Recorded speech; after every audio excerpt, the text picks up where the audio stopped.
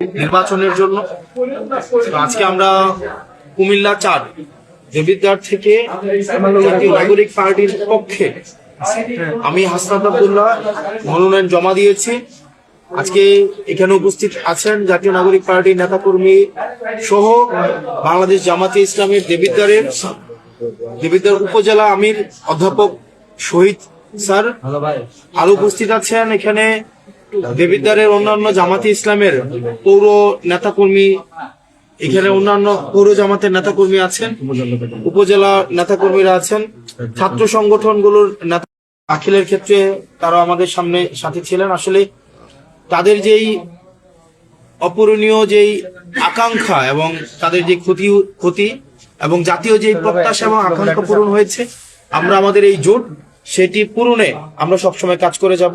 অধ্যাপক হচ্ছে ইনসাফ নিশ্চিত করা। হাদি ভাই শহীদ হয়েছে এই যে আগ্রাসন বিরোধী যে আন্দোলন অব্যাহত রেখেছিলেন, সেটির কারণে আধিপত্যবাদী যে শক্তি আছে তারা তাকে শহীদ করেছেন। একই সাথে সাথে আমরা দীর্ঘ 17 বছরের বেশি সময় আমরা ফেসিবাদের আওতাভুক্ত ছিলাম। সেটির কারণে আমাদের মৌল মানবিক অধিকার বঞ্চিত হয়েছে, গণতন্ত্র লুণ্ঠিত হয়েছে, আমাদের অর্থনৈতিক টানাপূরণের মধ্য দিয়ে আমরা গিয়েছি।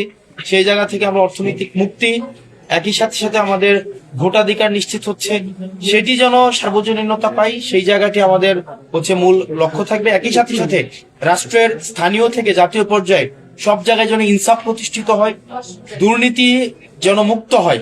আমাদের দুর্নীতি বিরোধী যেই আমাদের এই জোটের যে মনোভাব, সেটি আমরা প্রতিষ্ঠিত রাখবো। একই সাথে সাথে আমরা ইনসাফের পক্ষে আমরা আনকম্প্রোমাইজিং আমাদের অবস্থান থাকবে। সব বিষয় যে জামাত জোট করার পরে এনসিপির অনেক নেতাকর্মী কিন্তু পদত্যাগ করেছেন, এটা নির্বাচনে কোনো সমস্যা হবে কিনা আপনাদের? ব্যক্তিগত জায়গা থেকে পদত্যাগ ব্যক্তিগত সিদ্ধান্ত, কিন্তু আমরা মনে করি একটি পার্টি বিভিন্ন সময় এই ধরনের মতপার্থক্যের কারণে ভাঙন এবং গড়ার মধ্য দিয়ে যায়, কিন্তু আমরা আমাদের জায়গা থেকে আমাদের যে লক্ষ্য ইনসাফ প্রতিষ্ঠা করা, জুলাই পরবর্তীতে যে আকাঙ্ক্ষা তৈরি হয়েছে সেটি থেকে আমরা এগিয়ে যাব। সেটিতে আবার যখন কারো মনে হবে যে আমরা আবার যুক্ত হবে, তারা যুক্ত হবে। তো সেই জায়গাটিকে আমি ব্যক্তিগত যে সিদ্ধান্ত সেটিকে সম্মান জানাই। একই সাথে সাথে আমি মনে করি সেটি যে নেতিবাচক প্রভাবের জায়গাটি আমরা আমাদের ইতিবাচক কার্যক্রমের মধ্য দিয়ে আমরা এড়িয়ে যেতে সক্ষম হব। গতকালকে এই আসনের প্রার্থী বিএনপি, তিনি আসলে ছিলেন না বললেন। আমি একটু যুক্ত করি যে উনি বারবার নির্বাচিত এখানকার প্রার্থী, হেভিওয়েট প্রার্থী বিএনপির। আপনি নবাগত প্রার্থী হিসাবে তাকে কিভাবে মোকাবেলা করবেন? উনি ব্যক্তিগতভাবে যে মন্তব্য করেছেন সেটি ওনার ব্যক্তিগত মন্তব্য। তবে দেবিদ্বারে যারা ইতিমধ্যেই প্রতিনিধিত্ব করেছে প্রত্যেকে তার জায়গা থেকে চেষ্টা করেছেন। আমি ওনার প্রতি সবসময় আমার সম্মান ছিল, সম্মান আছে এবং সম্মান থাকবে। আমি বলেছি এই নির্বাচনে যারা হারবে তারা হবে পরামর্শক, আর যিনি জিতবে তিনি হবেন অভিভাবক। যেই জিতুক, জনগণের যে রায় দিবে সেই রায়টাকে আমরা সম্মান জানাবো। এবং বারংবার নির্বাচিত হয়েছেন, যেহেতু মানুষ পছন্দ করে নিয়েছেন এই কারণে হয়তো নির্বাচিত হয়েছেন। তবে আমরাও আমাদের কাজের মধ্য দিয়ে মানুষের আস্থা অর্জন করতে চাই, যাতে করে মানুষ আমাদেরকে বেছে নেয়। এবং যারা নির্বাচিত হবেন আমরা তাদেরকে বেছে নিব, তাদেরকে আমরা পরবর্তী দেবিদ্বারের উন্নয়ন এবং অগ্রযাত্রায় তাদেরকে আমরা পরামর্শ নিয়ে গিয়ে যাব। এবং আমাদের এই জোট যদি জয়লাভ করে তাহলে আমরাও তাদেরকে পরামর্শকের ভূমিকায় রাখবো। এখানে আসলে কারোই জয় না, মানে এই নির্বাচনে কেউ জিতবে না, জিতবে গণতন্ত্র, জিতবে মানুষের ভোট, জিতবে মানুষের যে ভোটদানের দীর্ঘদিনের আকুতি, সেটাই জিতবে। তো আসলে ব্যক্তিগত জয় এই নির্বাচনে এটা মুখ্য জায়গা না, আমাদের সামগ্রিকভাবে যে গণতন্ত্রের জয় হবে এটাই হচ্ছে আমাদের মূল জায়গাটা। আর উনি আমাকে ব্যক্তিগতভাবে চিনেন কি চিনে না সেটা আসলে এটা খুব প্রাসঙ্গিক বিষয় না। উনি এই এলাকার একজন সম্মানিত মানুষ, দীর্ঘদিন উনি এই এলাকার ভূমিপুত্র, উনি দীর্ঘদিন এই এলাকাতে মানুষের সাথে ওনার হৃদ্যতাপূর্ণ সম্পর্ক আছে। এবং আমরা ওনার এই যে কাজ, এই দেবিদ্বারের মানুষের প্রতি ওনার যে আন্তরিকতা, সেটিকে আমরা সবসময় অতীতে যেভাবে কৃতজ্ঞতা ভরে আমরা স্মরণ করেছি, আমরা সবসময় সেভাবে কৃতজ্ঞতা ভরেই স্মরণ রাখবো। এবং দেবিদ্বারের জন্য আমি প্রায় কথা বলি যে একটা ইট লাগাইছে তার প্রতি আমরা কৃতজ্ঞ থাকবো। এখানে আমরা কেউ আসলে মানে প্রতিহিংসামূলক সম্পর্ক না, এখানে একটা নির্বাচনী প্রতিযোগিতা। একে সাথে সাথে নির্বাচনী এই বৈতরণীর পরে আবার আমাদের নিজেদের মধ্যে একটা আন্তরিকতা সম্পর্ক থাকুক, একটা সাংস্কৃতিক একটা ইতিবাচক পরিবর্তন ঘটুক, এটাই হচ্ছে আমাদের চাওয়া।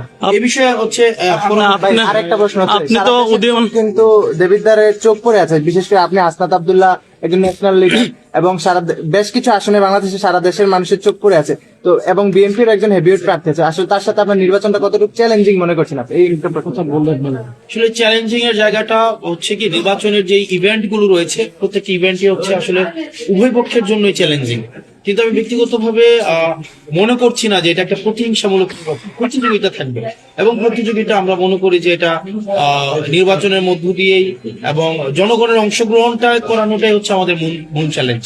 কিন্তু একজনের সাথে এক পার্টির সাথে আরেক পার্টির ওই ধরনের আমরা চ্যালেঞ্জ মনে করছি না। জনগণ নির্বাচনে যেন স্বতঃস্ফূর্ত ভাবে ভোট দেয়, যাকে ইচ্ছা তাকে যেন ভোট দেয়, এই ভোটে অংশগ্রহণ করানোটা আমরা সব রাজনৈতিক দলের আমাদের প্রচেষ্টাটাই হচ্ছে আমাদের মনে করছি মূল চ্যালেঞ্জ, বেশি কিছু না। আপনি তো উদীয়মান তরুণ নেতৃত্ব হিসেবে এখন হচ্ছেন দেবিদ্বারের নতুন, এইবার ভোটের মাঠে নতুন, তো সেক্ষেত্রে আপনি জনগণের কাছে গিয়েছেন, আমরা দেখতে পেয়েছি ইতিমধ্যে। আপনি কেমন সাড়া পেয়েছেন? ভোটের মাঠের অবস্থাটা আপনি কেমন মনে করছেন?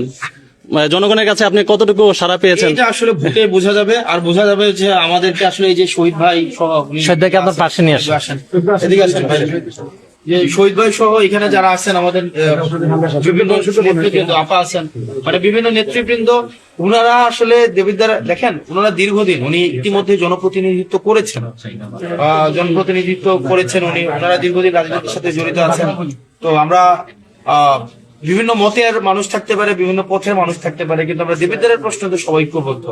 তো উনারা আমাদেরকে কতটা সহায়তা করছেন, কতটা পরামর্শ দিচ্ছেন, আমরা একইভাবে যখন আমাদের কর্মসূচিগুলো নির্ধারণ করব, আমরা মনে করি যে সামনের যে আমাদের ইভেন্ট গুলো রয়েছে, কার্যক্রমগুলো রয়েছে, আমরা সমন্বিত ভাবে সেগুলো সফলতার সাথে আমরা সেগুলো শেষ করতে পারবো ইনশাআল্লাহ। আর এখন এই বিষয়ে আমাদের পরবর্তী বিষয়ে আমাদের জোট বা অন্যান্য বিষয়ে কথা বলবেন আমাদের হচ্ছেন উপজেলা আমির অধ্যাপক শহীদ স্যার, এবং হচ্ছে পরবর্তীতে আমাদের সাইফুল ইসলাম শহীদ, যিনি একটা উনার জায়গা থেকে আসলে সবচেয়ে বড় ত্যাগটা উনি করেছেন, মানে এটা আমরা স্বীকার করতে, উনিও সবচেয়ে এই জায়গায় ত্যাগ করেছেন, উনি পরবর্তীতে কথা